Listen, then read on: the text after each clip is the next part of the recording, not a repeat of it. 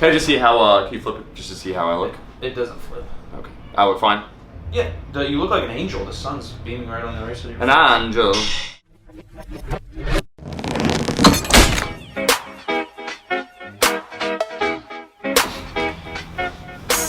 Yeah, I'll put on my shoes after.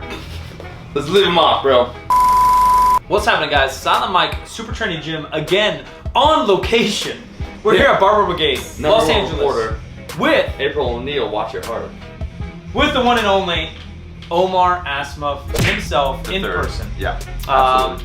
Omar, since he's visited Super Training Gym 9 months ago or so, whatever the hell the timeline is, both of us have been a little jacked up. Yeah, I actually got injured at Super Training. So I'm blaming Mark if he watches this video. The lawsuit's in the mail. The hot tub, I did not agree to that. Long story short, I think that's actually similar to Mike's injury, how that happened. Mine was actually lifting weights, not hot tub, but... Oh, wow, yeah.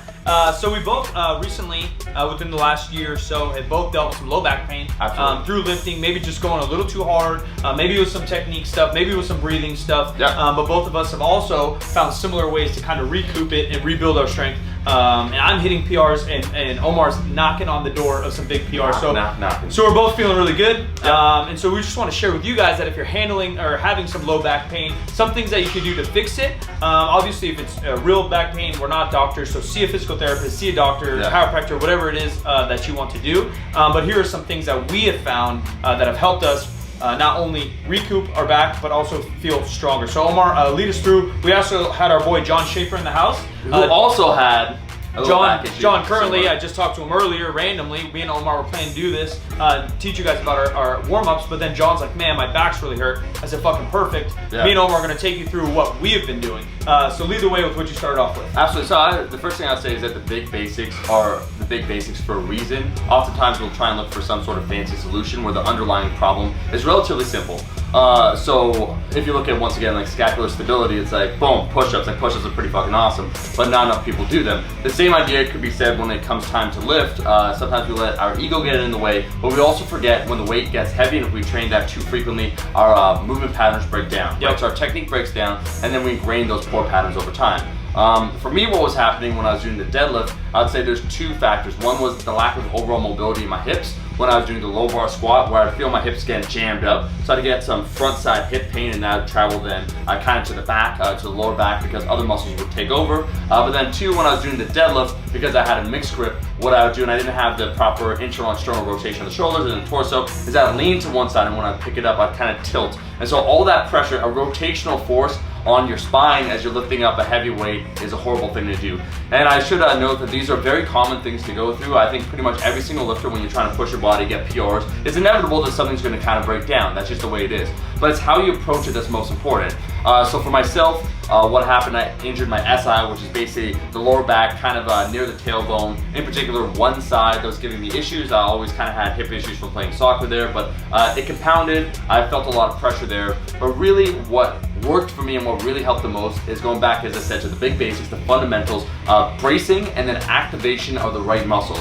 The best way to say it is, I know Mike's gonna get into the glute activation, is that the glutes are basically the kind of like the hot chick that you want to get the attention, that they kind of ignore you, so it's hard to get their attention, but once you got them, you got them. Whereas the lower back's kind of that nerdy kid that always wants to be picked, in like, whatever, sports class, and when he's picked, he sucks at his job. It takes over. Yeah, it takes over, but it doesn't do a good job. It's just not adequate enough. So glutes not firing as a result of poor mobility, poor activation, just ingrained over time, and also just proper bracing. I've talked about that, you've talked about that, but that idea of a 3D diaphragm, what happened, I was wearing my belt pretty damn tight, and I would let the belt increase that intra-abdominal pressure. I think that's super common to have the belt on. People crank it on, but then you can't breathe down there. You still breathe up here. So everyone's breathing up into their chest. And no, we're not technically breathing into our stomach for those people that are going to say your lungs aren't down there, whatever. But we're building that pressure around our obliques, our abs, and kind of expanding our lower half. Even with our low back a little bit, and cranking down. And when the belt's cinched in so tight, you can't do that. So having a little bit of give in your belt allows you to push into the belt. Absolutely, yeah. So I'd say, like, shout out to guys like Jake Noel. He's the one that really helped me out with some of these things, just pinpointing what was the issue, where we talked about glutes firing properly, and also the bracing. Shout out also to the Postural Restoration Institute, to one of the ones, the breathing pattern. I know Dr. Quinn Hannock does that as well. But just like very basic stuff I've seen on Eric Cressy's channel is learning how to breathe properly again. When we lift, also what I noticed when we lift heavier is that because we get excited, we do become chest breathers, and so we forget some of those basics. And I could be completely guilty of this, where I would take a shallow breath, rely on the belt doing the work, and then I'd do some beltless work, and then everything would feel wonky for some reason. So hit us with the first, you had John go through 3 exercises. Yeah, the first one is just a basic plank, but when done right.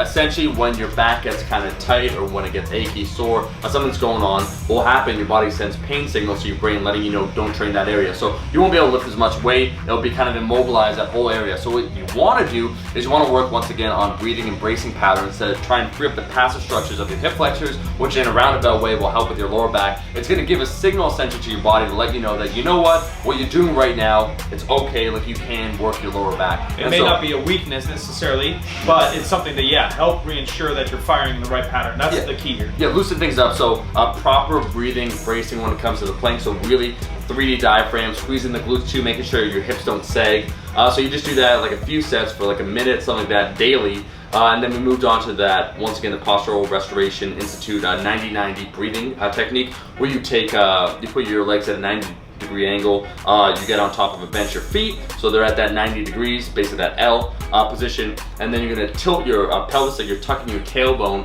to lift it up a little bit, back flat, put a foam roller in between your legs or a medicine ball, squeeze it, applying pressure like this, squeezing the core and also the glutes, breathing in and out right through the diaphragm, huge breath, trying to expand, get that 3D breath as we say, and then forcefully exhale. Just do that for a minute to 2 minutes, and do that, when you wake up, before you lift, and then after at the end of the day. But again, big basic breathing patterns, but that's kind of a glutes firing at the same time as breathing. And then the other one would be in particular kind of for Schaefer, what we noticed is that scorpion, which some people might actually irritate their back, so you just gotta see, right? That's something I skipped. Yeah. But what you wanna do is you wanna bring the foot as high, the opposite foot to the other hand as high as possible. You wanna hold it there, and what you might feel is a stretch all along, once again, the passive structures like your obliques, which do assist when they're tight in terms of internal hip rotation, which is important for the squat. So you kind of got that, you got that whole side area. You might feel it in that lower back, just a good general stretch. So you do that both sides. And then the last area to look at, talking about the hip flexors again, would be looking at stretching with either kettlebell, something, a baseball, right where actually the hip flexor starts, like right up here, lying on that, which once again should loosen up your hip flexors, hips move a little bit more free, take some of the pressure away from the lower back. So we did 3 to 4 things. So those are mostly kind of the breathing deals, maybe even some mobility stuck up in there. And for me, what I often do and still do is I do that breathing that Omar instructed you guys through, and then I really, like we talked about, activate the glutes. So the hip circle is the best tool that I could use for that. Throw it on your knees, toes straight's the big thing, and you can kind of do whatever you want. There's also good mornings with a band. There's other things that we could do. We just took Schaefer through a basic walking motion, that's it. Focusing on pushing both those knees out simultaneous as you walk. Don't let the one side collapse as you're pushing with the other, and you really feel a burn right away. Thinking about these things, mind-muscle connection, bro, all that, but it'll actually help. So thinking about your glutes as you're doing it. Same thing with the side step. Make sure you're externally rotating those knees, pushing both knees into that band as you side step back and forth. 2 to 3 rounds, 20 to 30 steps, something like that. Yeah. From there, we just went to the basic like hip thrust, bridge, whatever you want to call it. You can do it with your back on the bench. You can also just do it on the floor. Again, toes straight. You can use it with a hip circle, pushing out into it, external rotation, and we're going to get the hip extension. Focusing on, once again, first firing those glutes, as Omar mentioned.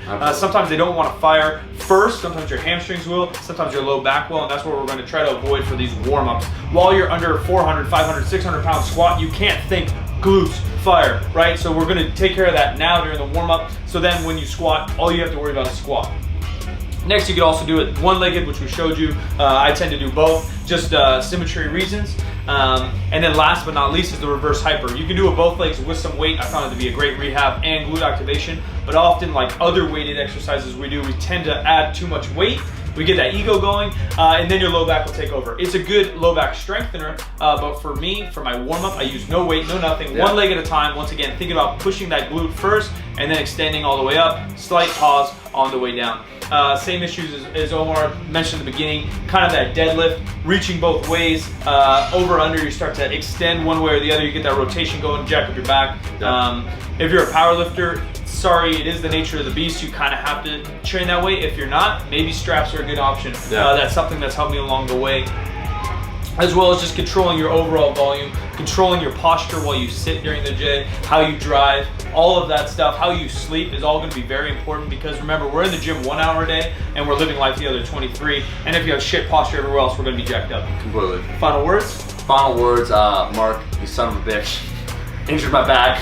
Now everything's feeling better though, and yeah, honestly, it's about consistency with these things. They sound simple, they're nothing magical about any of these. You just have to do them on a consistent basis, try and think about the muscles you're trying to activate, the proper bracing breathing patterns, and you should feel a hell of a lot better. That's it for us, guys. Appreciate it. Hope this helped you guys out. We're out here.